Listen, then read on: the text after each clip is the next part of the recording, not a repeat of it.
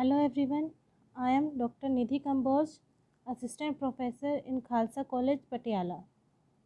Today I am going to discuss on the topic of criteria of essentiality of a nutrient. This topic is from the course for MSc Agronomy and the course code is SOILS 502. To start the topic, firstly we have to know what is nutrient. Nutrient is a substance which help in nourishing the plant by providing essential component in the form of starch, vitamin, protein, mineral and other useful things which help in growth and development of plant. Nutrient term primarily is used for nourish the organism, not for treating the disease. Nutrient only can treat the disease which is caused due to lack of this specific nutrient. Now, what are not nutrients? Element found in soil solution but not absorbed by the plant is not considered as nutrient. And the substances which are absorbed by plant but not used in any form by the plant also not considered as nutrient. Some contaminants, for example heavy metals, which is absorbed by the plant but cause harmful effect on the plant rather than beneficial, that is not considered in nutrient category. Now the next is some terms related to nutrients, and these are, first of all, what is available nutrient? It is referred to the fraction of the nutrient on which is on which the quantity and yield of the crop depends. Means if the available nutrient quantity changes, it will cause change in the yield and the response of the plant. Minerals are present in dynamic equilibrium in the soil solution among their different pools. Only a small portion of the total nutrient present in the soil is available to plant. The nutrient which is taken up by the biological organisms are termed as bioavailable nutrients. In plant nutrition, it is that portion of nutrient in the soil that can be readily absorbed and assimilated by the plants. The other term is beneficial nutrient. The beneficial nutrient is that nutrient which have some additional benefits for some specific crops under certain conditions. These elements are not essential for the plant growth, but it has some additional benefit effects on the crop. And these elements are silicon, sodium, aluminium, cobalt, selenium and vanadium. The next term is functional nutrient. What is functional nutrients? Nicholas in 1961 introduced the term functional nutrients for that element which play a role in plant metabolism, whether or not that role is specific or vital. For those nutrients, he coined a term that is functional nutrients. Next is trace element. The trace element are those which are present in traces in very low concentration, possibly less than 1 ppm.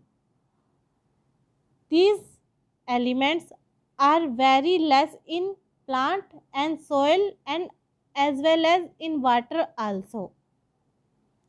Tracer elements are those which have radioisotopes properties and used for tracing the path in different chemical cycles. The next is heavy metal. Heavy metals are those metals which are heavier than the calcium and have atomic number more than 20. The specific gravity of these metals are greater than 5 and atomic number is higher than 20. All these metals are referred as heavy metal. Now, what is nutrient content? The concentration of nutrient or its amount per unit weight of plant tissue is termed as nutrient content. Nutrient content is expressed in terms of percentage or parts per million. What is nutrient accumulation? When nutrient is stored in plant or in a part of plant, then it is called nutrient accumulation. Different plant parts accumulate different nutrients in different manners. What is nutrient uptake? The amount of nutrient taken up by the growing crop from either from the soil or other sources is known as nutrient uptake. It is the product of plant matter produced and nutrient concentration in the plant. Now, what are the sources of elements in soil? Some sources are internal and some are external sources. Internal sources includes soil minerals, soil organic matter, absorbed nutrient and dissolved iron. These four pools are shown in this photo. See, the soil minerals are dissolved in soil solution and make available forms so that plant can take up from soil solution.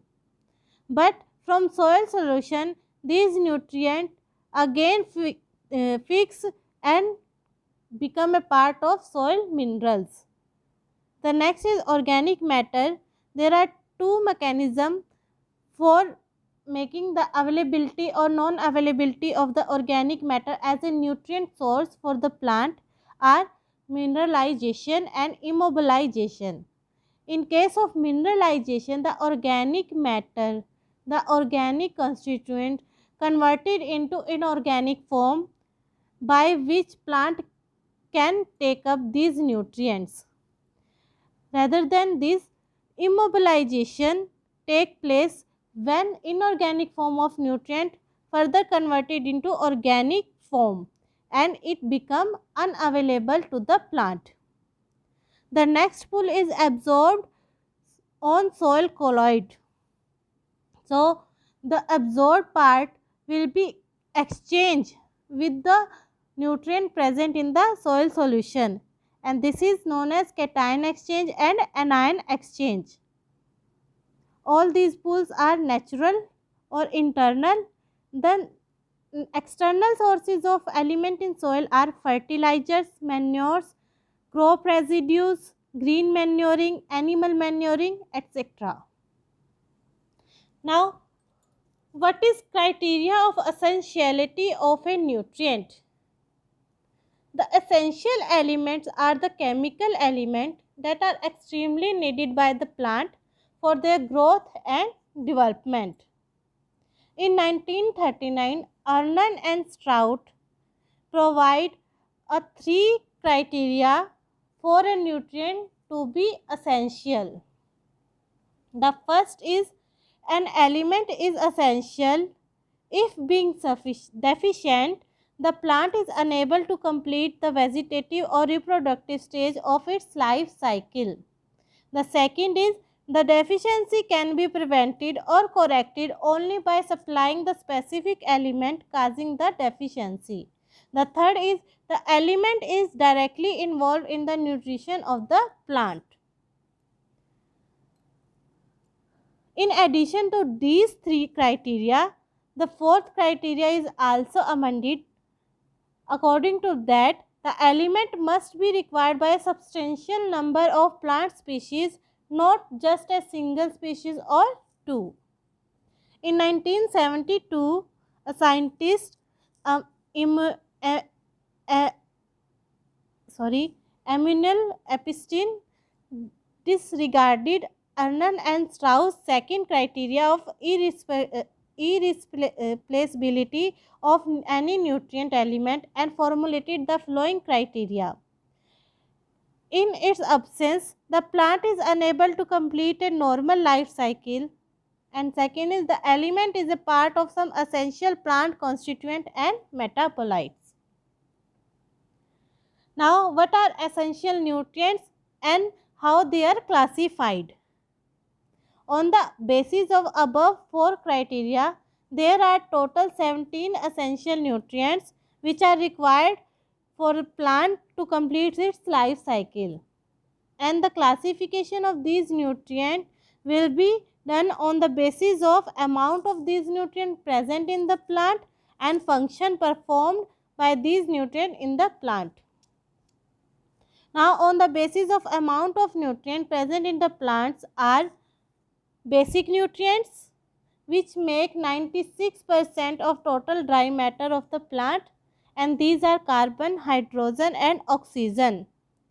The second is macronutrient, which are required in large quantity, about 1000 ppm to 45,000 ppm on dry weight basis. And these further divided into primary or major nutrient and secondary nutrient. Primary nutrients are nitrogen, phosphorus and potassium, and secondary nutrients are calcium, magnesium and sulfur. Now the third is micronutrient, which are required in very small quantity, about 0.1 ppm to 100 ppm on dry weight basis. And these are micronutrient cations, and these cations are iron, manganese, zinc, copper and nickel. These nutrients are taken as cationic form by the plant. And micronutrient anions are molybdenum and chlorine. Out of all these, only boron is such a nutrient which is not taken up in the form of ions, but it is taken as boric acid, and some plants sometimes it is taken as borate anion. Based on the functions performed in the plant, these nutrients are divided into four classes. The first is nutrients which provide basic structure to plant. These are carbon, hydrogen and oxygen. The second is which is useful in energy storage, transfer and bonding. These are nitrogen, phosphorus and sulfur. Third is necessary for the charge balance. These are potassium, calcium and magnesium. And fourth is involved in enzyme activation and electron transport. Mainly the micronutrient comes in this category. For example, iron, manganese, zinc, copper, boron, molybdenum, chlorine and nickel. Out of all these nutrients, nickel is recently added essential micronutrient. Next is this slide shows different nutrient and their forms in which plant take up them. As you see, potassium is taken as potassium cation, calcium is divalent cation, magnesium also divalent cation, iron is also in ferric and ferrous both, manganese, magnus and magnic, and copper also, zinc, chlorine, sodium, all these are taken up as single nutrient element. And here the nutrient which are taken up in the combined form, for example nitrogen in ammonium and nitrate form, phosphorus in phosphate form, sulfur in sulfate form, boron in boric acid and borate, hydrogen borate form, molybdenum is molybdate form, carbon in CO2 form, hydrogen from water, oxygen from water and also carbon dioxide. Now the level of nutrients in the plant. There are 4 levels of nutrients in which they present in the plant. The first is deficient. If a nutrient is deficient, then the concentration of that element is low enough to limit the yield severely, and their deficiency symptoms are clearly visible on the plant. Second is insufficient. In case of insufficient, the concentration of element is below that required for optimum yield, and in this case the observed when there is a imbalance with other nutrient. Toxic, when the concentration of either essential or other element is sufficiently high to inhibit the plant growth to a greater extent, and the severe toxicity will result in the death of the plant. And excessive, when the concentration of essential plant nutrient is sufficiently high to result in a corresponding shortage of another nutrient, then this level of the nutrient is known as excessive level. This figure show different zones, so deficiency and sufficiency zone. See, on the left side there is a deficient zone, and in the right side there is a toxicity zone, and between this there is a critical concentration limit.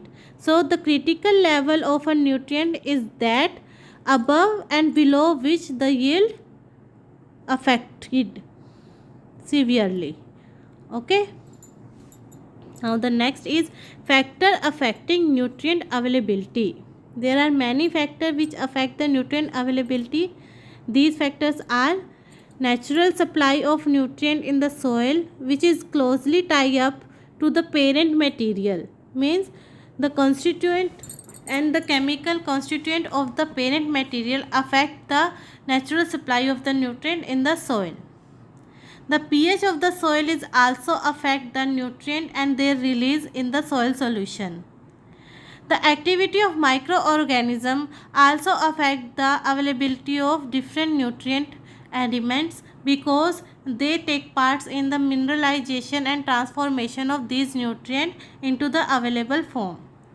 The fertility addition in the form of different fertilizer, manure and green manure also affect the availability of nutrient.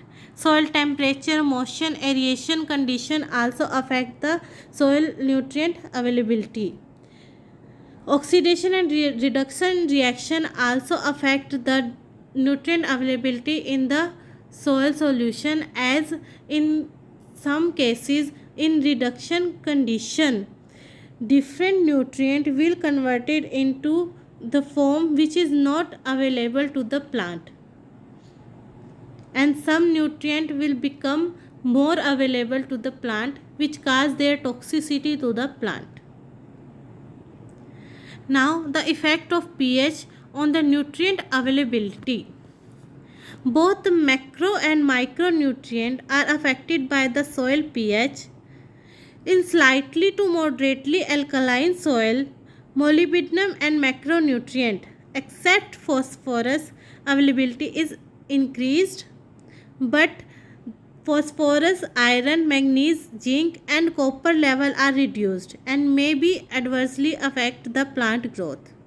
In acidic soil, micronutrient availability except for molybdenum and boron is increased.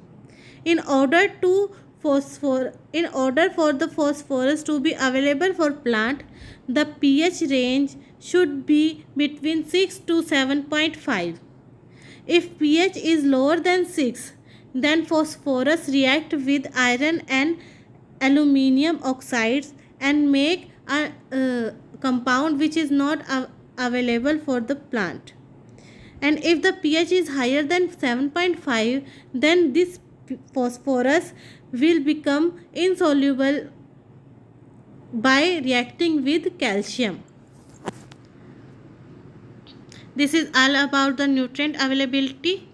Thank you very much.